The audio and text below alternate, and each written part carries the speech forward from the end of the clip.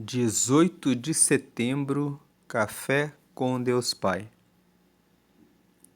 Tudo coopera para o seu bem. Tudo isso é para o bem de vocês, para que a graça, que está alcançando um número cada vez maior de pessoas, faça que transbordem as ações de graças para a glória de Deus. 2 Coríntios, capítulo 4, versículo 15. Na vida, é natural enfrentarmos problemas. Nem tudo o que planejamos ocorre como esperado, o que resulta em desafios, decepções e conflitos.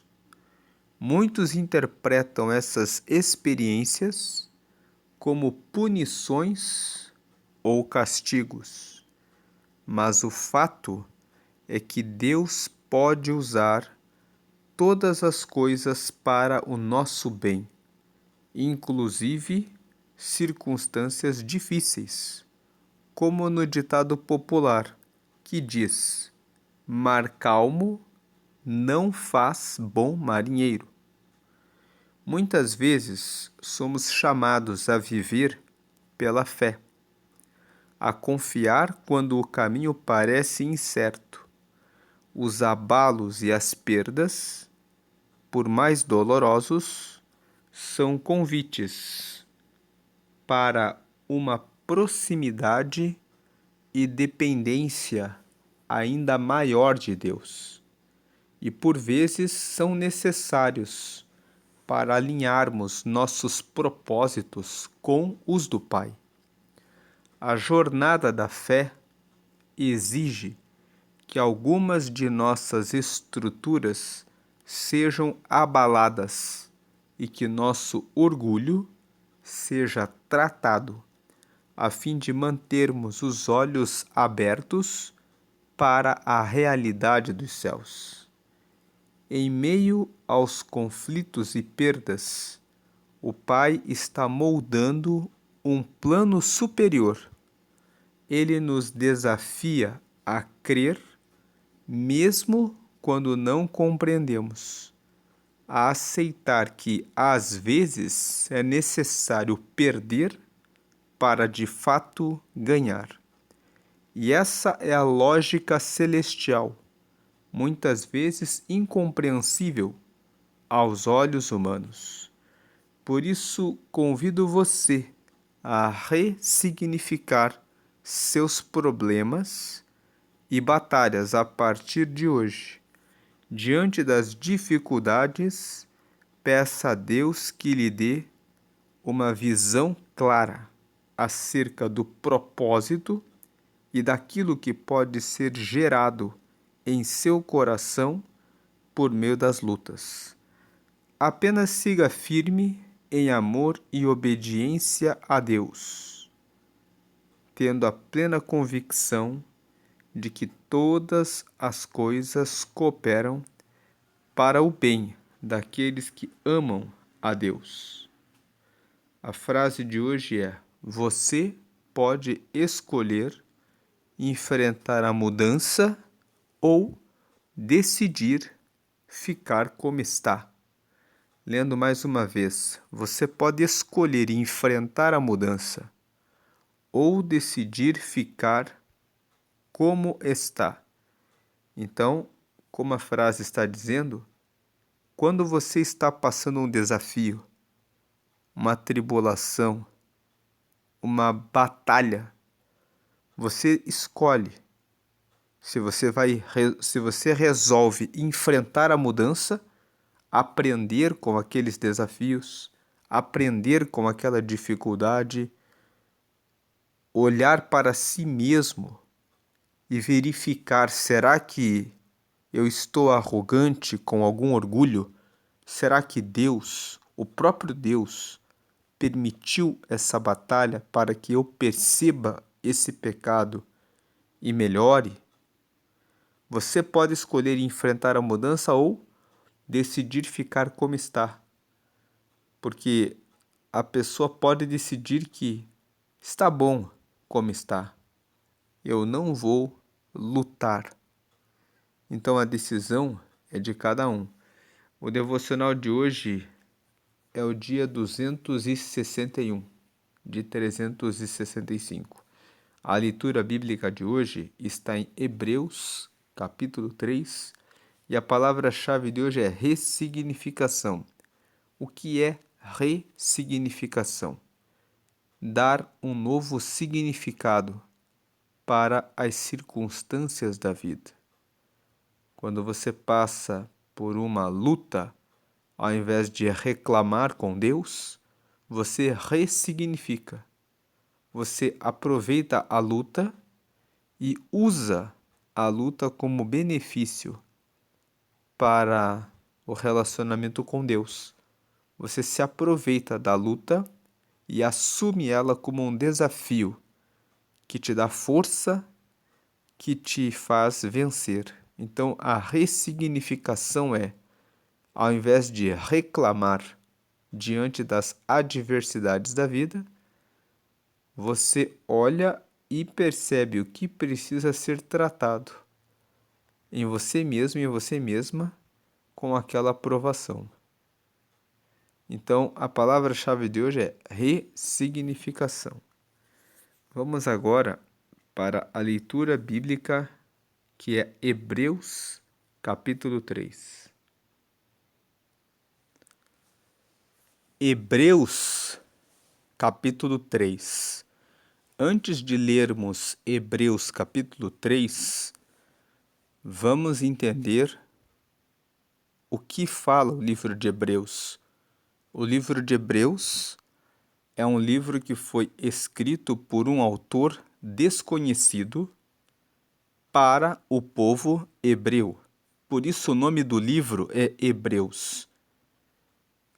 Alguns dizem que foi Paulo que escreveu essa carta.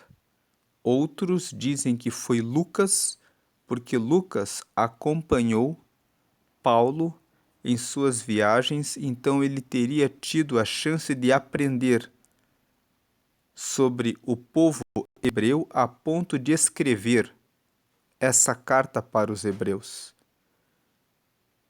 Paulo escreveu muitas cartas e a forma como o livro de Hebreus está escrito é o que muitas pessoas entendem que foi ele que escreveu.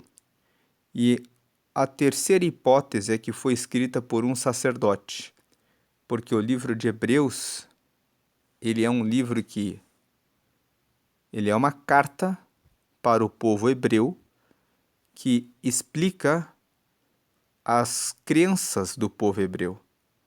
Então, nós já lemos os capítulos 1 e 2.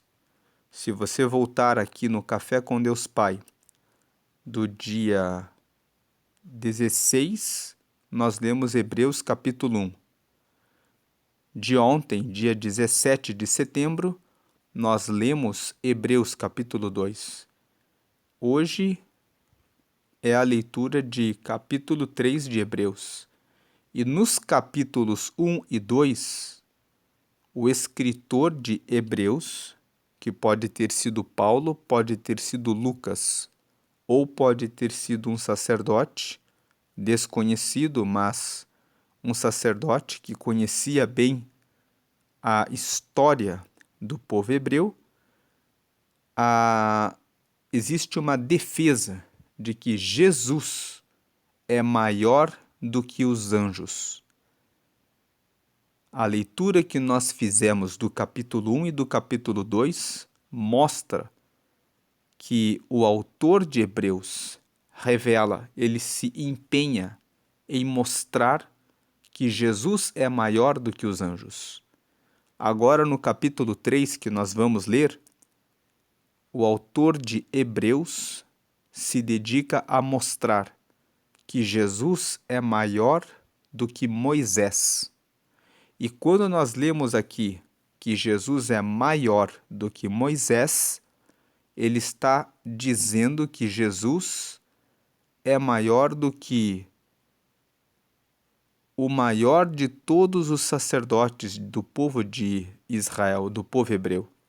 O povo hebreu que não considera Jesus como Salvador, coloca muita confiança em Moisés.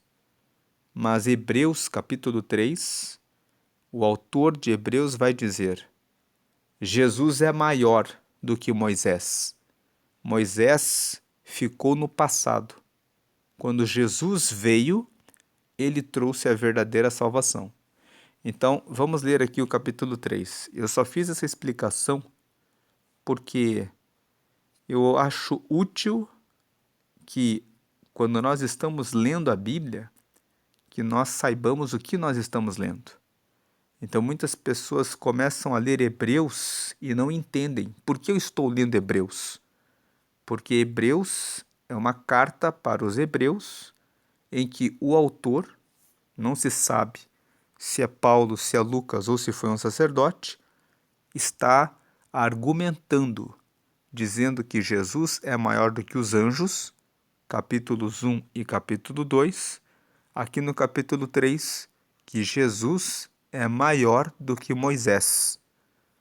Na sequência em que nós formos lendo os próximos capítulos, nós vamos explicando o que cada capítulo quer mostrar, lembrando do que já lemos, até fechar o entendimento de toda a carta de Hebreus. Hoje, nós vamos entender o capítulo 3, que é a leitura bíblica para hoje.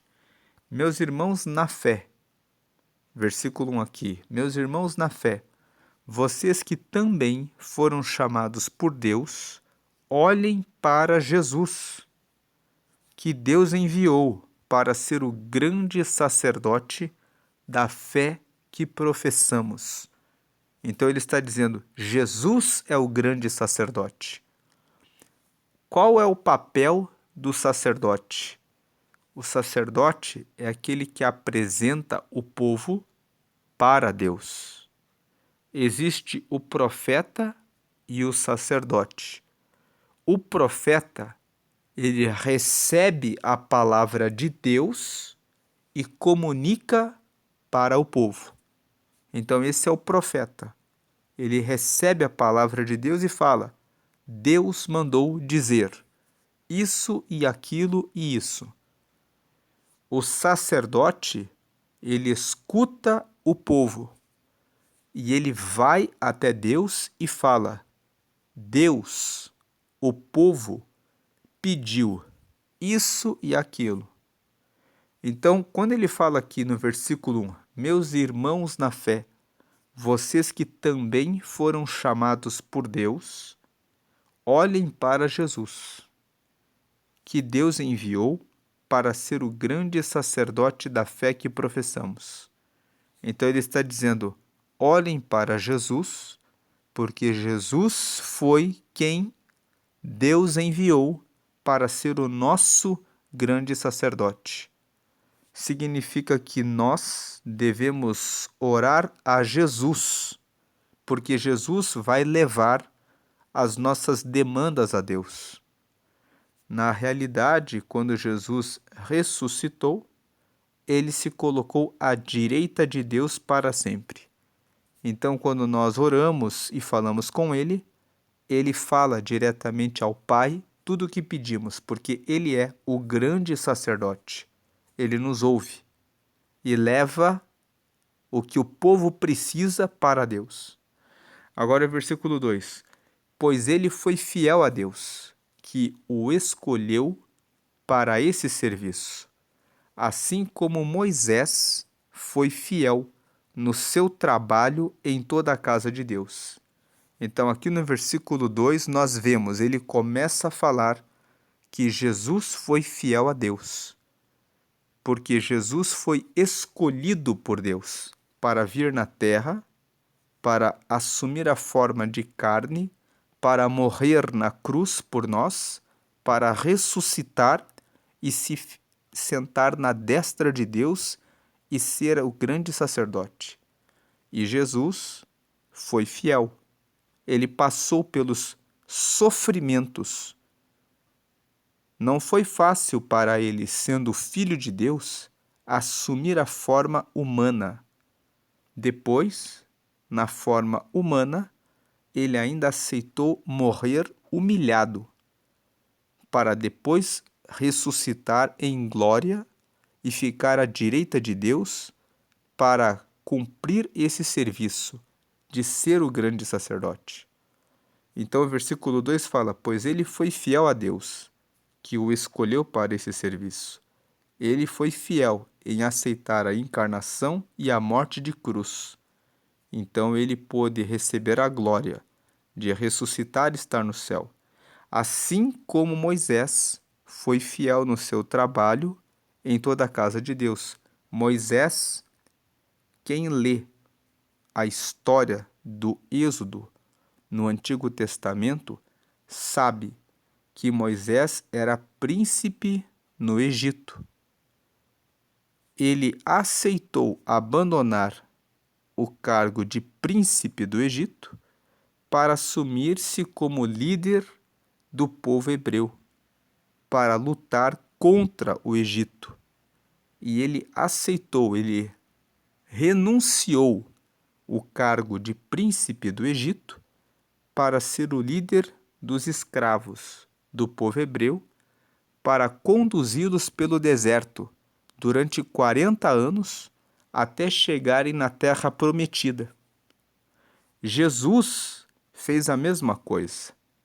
Ele deixou o cargo de príncipe dos céus para vir na terra para conduzir todas as pessoas da escravidão do pecado para a luz, para a terra prometida. Então, aqui o autor de Hebreus faz uma comparação entre Jesus e Moisés. Moisés era príncipe do Egito, que era o povo que escravizava os hebreus. Ele largou o cargo de príncipe do Egito e se tornou o líder que conduziu os hebreus para a liberdade. Jesus era o príncipe dos céus. Ele renunciou e aceitou vir como homem, como ser humano, para alcançar os escravos do pecado, para receberem a salvação e encontrarem o caminho para a terra prometida, que no caso é a salvação. Quem aceita Jesus recebe o direito à vida eterna, recebe o direito de ir para a terra prometida, recebe o direito de ir para o céu, que é a Nova Jerusalém. João viu o futuro e ele disse: existe uma nova Jerusalém, uma nova terra prometida, que é o céu. Então, por isso que existe essa comparação entre Jesus e Moisés. O povo hebreu conhece bem a história de Moisés. O povo hebreu tem em Moisés um grande sacerdote.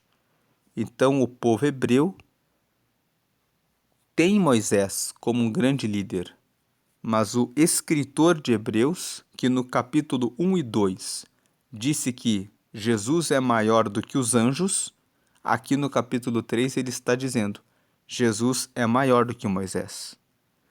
Então veja, versículo 3: assim como a pessoa que constrói uma casa é mais importante do que a casa, assim também Jesus é mais importante do que Moisés. Versículo 4: uma casa tem de ser construída por alguém, mas Deus é o construtor de tudo o que existe. Então ele está fazendo uma comparação, ele está falando a respeito da casa espiritual do povo hebreu. Ele está dizendo uma casa é que mais importante do que a casa é quem constrói a casa. E ele está dizendo Jesus é mais importante do que Moisés, da mesma forma. Uma casa, versículo 4, tem de ser construída por alguém. Mas Deus é o construtor de tudo que existe. Foi Deus que levantou Moisés e foi Deus que levantou Jesus também. Cada um para cumprir um papel em um determinado tempo. Moisés cumpriu o seu papel como líder do povo dos hebreus para tirá-los do Egito, da escravidão do Egito. Então, por um tempo, ele foi o sacerdote, mas Jesus foi colocado por Deus para trazer todo o povo da escravidão para o céu. Então, Deus é o construtor de tudo que existe.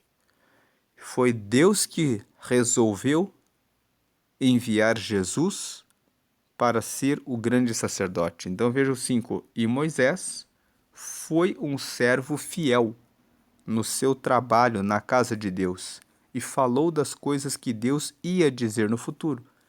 Quando você lê a história de Moisés, aonde que está a história de Moisés? No Antigo Testamento, a partir do segundo livro da Bíblia, que se chama Êxodo. E o nome do livro é Êxodo porque Êxodo significa saída. E o segundo livro da Bíblia explica como o povo de Israel fez o seu êxodo. Saiu do Egito e caminhou, migrou para a terra prometida. Quando você prossegue lendo o livro de Números, o livro de Levítico, de Números e de Deuteronômio, que são o terceiro, o quarto e o quinto livro, Levítico, Números e Deuteronômio, você tem toda a história de Moisés. Agora o versículo 5. E Moisés foi um servo fiel no seu trabalho na casa de Deus e falou das coisas que Deus ia dizer no futuro. Lendo esses livros que nós falamos, Êxodo, Levítico, Números e Deuteronômio, você vê que Moisés foi fiel a Deus. Agora o versículo 6. Mas Cristo é fiel como filho que dirige a casa de Deus. E nós seremos a sua casa se conservarmos a nossa coragem e a nossa confiança naquilo que esperamos. Então, como nós dissemos, ele fala no versículo 5, Moisés foi um servo fiel no seu trabalho na casa de Deus e falou das coisas que Deus ia dizer no futuro. Só que Cristo, ele é fiel como filho. Ele é o próprio Filho de Deus. E quando ele é fiel como filho, ele dirige a casa de Deus. Veja que o escritor de Hebreus está mostrando para o povo hebreu. Jesus é maior do que Moisés.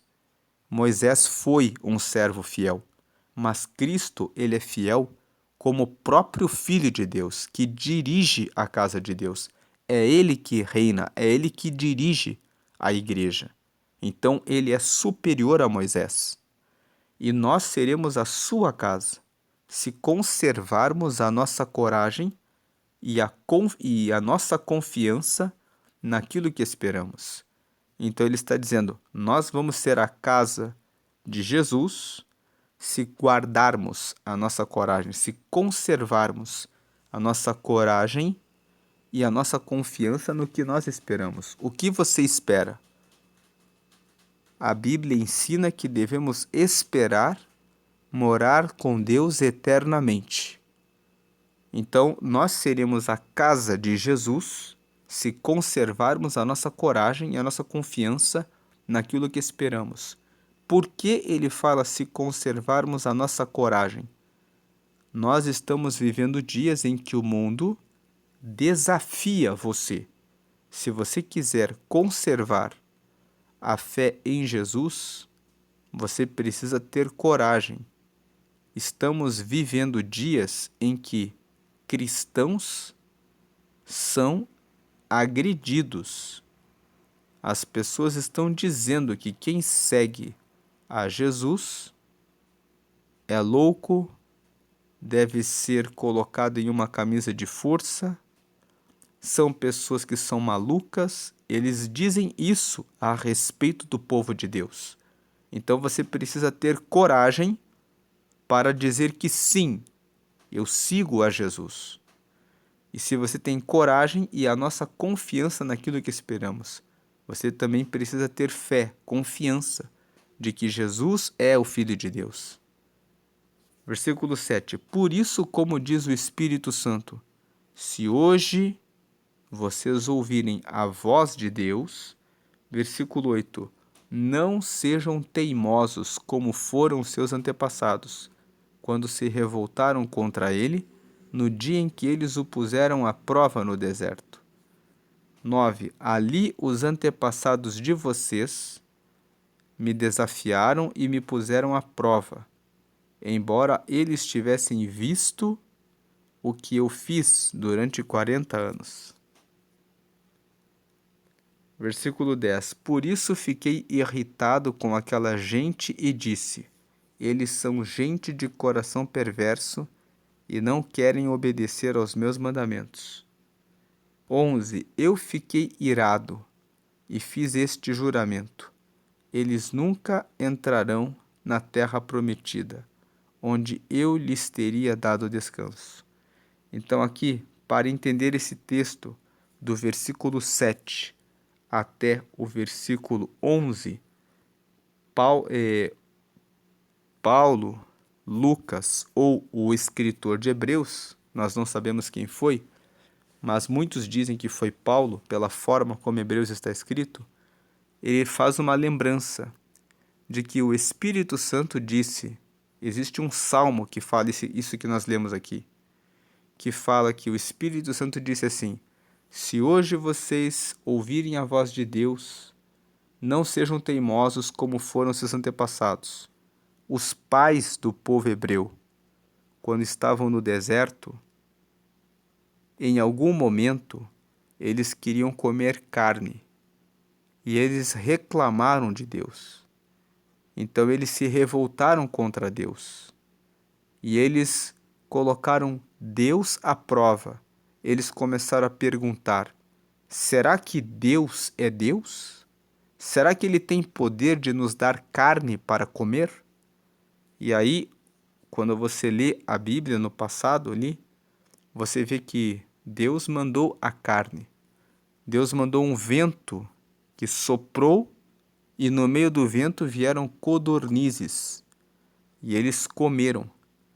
Mas alguns foram sem respeito e começaram a comer e se fartar, sem agradecer a Deus. Eles queriam usar Deus, como se Deus fosse empregado deles. E muitas pessoas fazem isso hoje com Deus. Tratam Deus como se fosse empregado deles. E aqui no versículo 7 até o versículo 11, o escritor de Hebreus está lembrando: por isso, como diz o Espírito Santo. Esse texto é uma reprodução de um salmo. Então ele fala assim: por isso já está escrito nas Escrituras, que se hoje vocês ouvirem a voz de Deus, não sejam teimosos. Versículo 8: não sejam teimosos, como foram seus antepassados, quando se revoltaram contra ele, contra Deus, no dia em que eles o puseram à prova no deserto, no dia em que eles disseram: será que Deus tem poder de nos dar a carne? Versículo 9: ali os antepassados de vocês me desafiaram e me puseram à prova, embora eles tivessem visto o que eu fiz durante 40 anos. O povo hebreu, quando ficou 40 anos no deserto, durante o dia vinha uma coluna de fogo. Durante o dia, aliás, vinha uma nuvem que protegia do calor do sol. Durante a noite, aparecia uma coluna de fogo que trazia luz e calor. Durante os 40 anos que eles ficaram no deserto, chovia maná. Maná era um pão branco que tinha sabor de pão de mel. Também Deus tirou água da rocha. Quando você lê os livros de Êxodo, Levítico, Números e Deuteronômio, que são os livros, o segundo, o terceiro, o quarto e o quinto livro da Bíblia, lá fala que Deus deu água da rocha para o povo. Então eles viram tudo isso E mesmo assim, quando eles queriam comer carne, ao invés deles pedirem a Deus, dizendo, dá-nos carne, porque estamos com vontade de comer carne, eles começaram a dizer, será que ele pode nos dar a carne? É disso que o versículo 9 está falando, que ali, quando eles tentaram a Deus no deserto, os antepassados de vocês me desafiaram e me puseram à prova, embora eles já tivessem visto o que eu fiz durante 40 anos. Versículo 10. Por isso eu fiquei irritado com aquela gente e eu disse, eles são gente de coração perverso e não querem obedecer aos meus mandamentos. Então aqui ele está lembrando que lá no Salmo está escrito que Deus ficou irritado com esse povo porque eles tinham coração mau, coração perverso. É perverso quando você destrata Deus, quando você trata Deus como empregado, quando você trata Deus como alguém que deve atender aos seus desejos, aos seus pedidos, aos seus caprichos.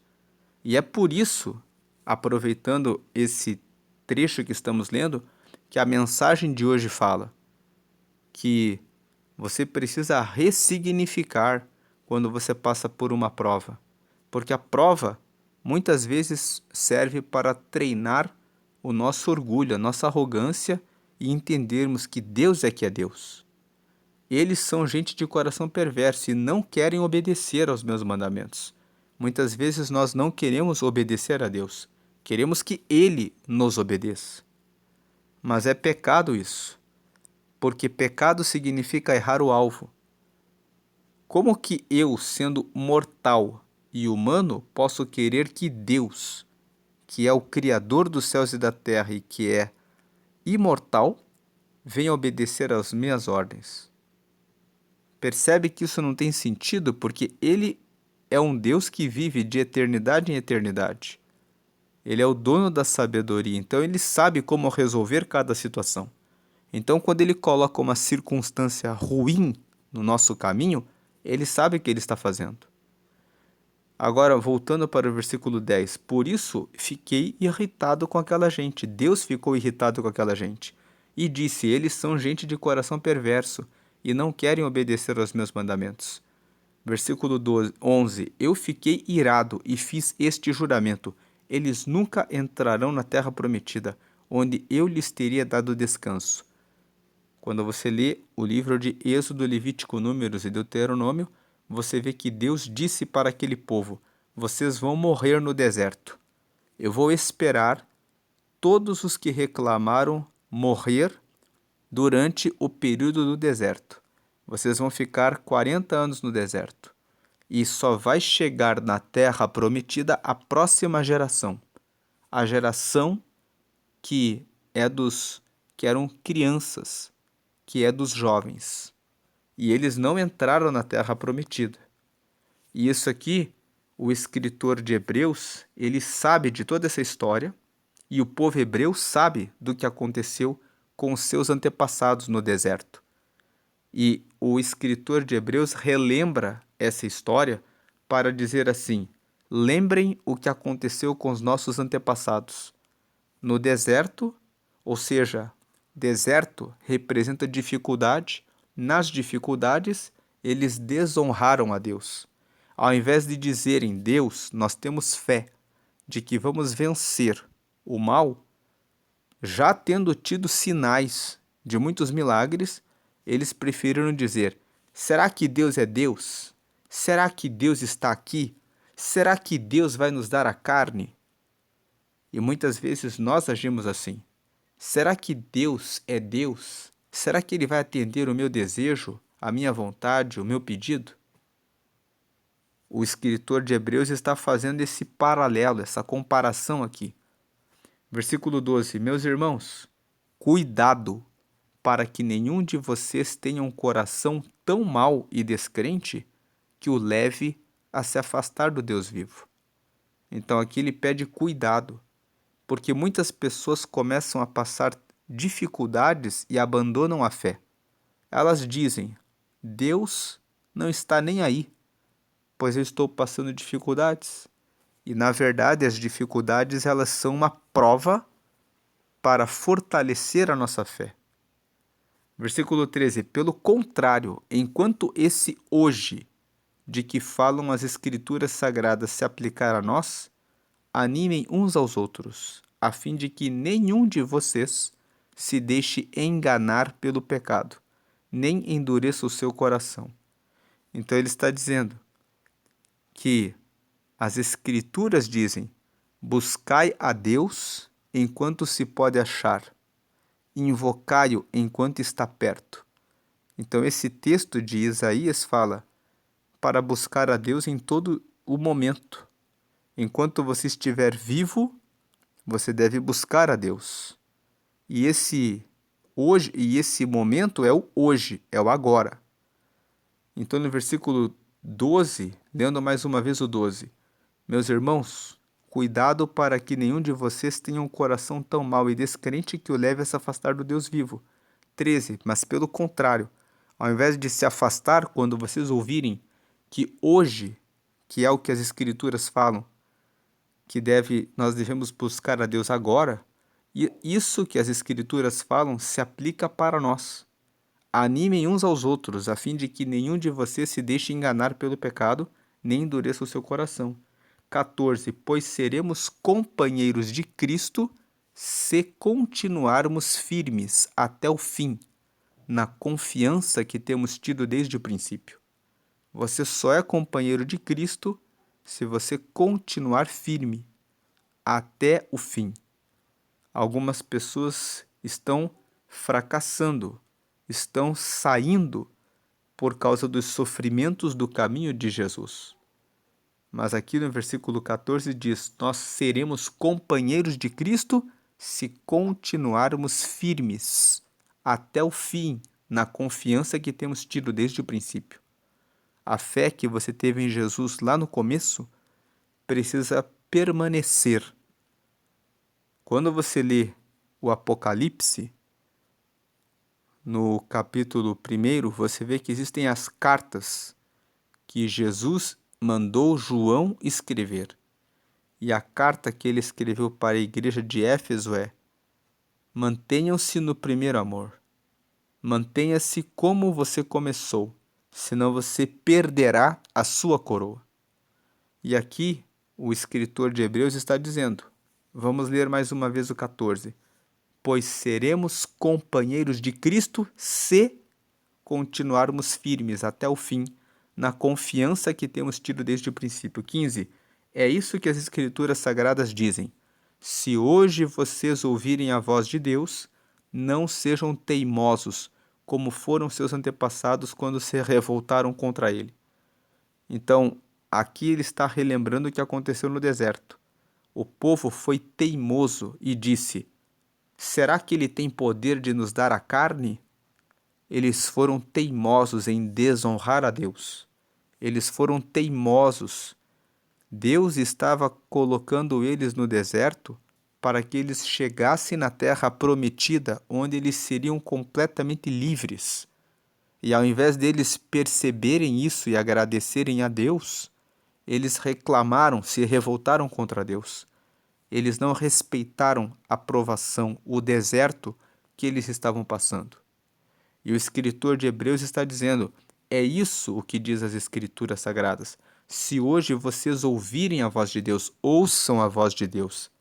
As provas, as batalhas, são para fortalecer você. Ouça a voz de Deus. Não sejam teimosos como foram seus antepassados quando se revoltaram contra ele, pedindo carne porque queriam ter carne mesmo no meio do deserto. 16. Quem foi que ouviu a voz de Deus e se revoltou contra ele? Foram todos os que Moisés tirou do Egito. Moisés tirou eles do Egito, estava levando para a terra prometida e eles se revoltaram contra Deus. Agora o versículo 17. Com quem foi que Deus se irritou durante 40 anos? Foi com os que pecaram e caíram mortos no deserto. Quando você lê os textos de Êxodo, Levítico, Números e Deuteronômio, uma parte das pessoas que se revoltou contra Deus pela falta de carne quando estavam comendo a carne, a Bíblia conta que muitos morreram e a carne saiu pelo nariz. De tanto que Deus se irritou com eles, porque Deus mandou a carne, e aí mesmo depois que eles reclamaram, e ao invés deles agradecerem, eles começaram a comer como se fossem animais, cheios de fome, esquecendo de honrar e agradecer a Deus. Então a Bíblia conta que Deus se irritou quando viu aquilo. Então passou a morte sobre vários deles. E o escritor de Hebreus está lembrando o povo judeu, o povo dos hebreus. Lembrem o que aconteceu no passado. Versículo 18. E de quem é que Deus estava falando quando fez este juramento? Eles nunca entrarão na terra prometida, onde eu lhes teria dado descanso. O autor de Hebreus está explicando esse texto. Ele fala: quem é que Deus, de quem que Deus estava falando quando ele disse: essas pessoas não vão entrar na terra prometida, elas não vão ter descanso? Continuando na parte final do versículo 18, ele estava falando das pessoas que se revoltaram. Então Deus estava falando: esses aí que se revoltaram não vão entrar. Versículo 19, portanto, ou seja, por tudo isso que nós vimos aqui, vemos que elas não puderam entrar na terra prometida porque não tiveram fé. Elas não tiveram fé de que Deus estava cuidando do povo no deserto. Elas não tiveram fé de que Deus poderia dar a carne que eles queriam. Era só eles terem pedido. E quando eles pediram, eles receberam. Mas Deus ficou irado porque eles só murmuravam. Reclamavam que não tinha água, Deus dava água. Reclamavam que não havia alimento, Deus mandava alimento. Reclamaram que não tinha carne, Deus mandou a carne, porém se irritou com eles, porque eles sempre se revoltavam contra Deus, ao invés de entenderem o significado de estarem no deserto. Eles estavam indo para a terra prometida, então Deus fez um juramento. Eles não entrarão, e eles não entraram. Ficaram 40 anos perambulando no deserto, até que todos morreram, e quem entrou na terra prometida foi só a geração dos filhos. Então, Hebreus capítulo 3 nos explica que Jesus é superior a Moisés. Assim como Moisés era príncipe do Egito e renunciou o principado para ser o líder dos hebreus, conduzindo-os pelo deserto para Canaã, que era a terra prometida, assim também Jesus renunciou o principado dos céus, para vir como um escravo na terra, para guiar-nos pelo deserto até a terra prometida. O deserto é esta vida. Vamos passando por lutas, tribulações, desafios, para limpar o nosso coração até chegarmos à terra prometida.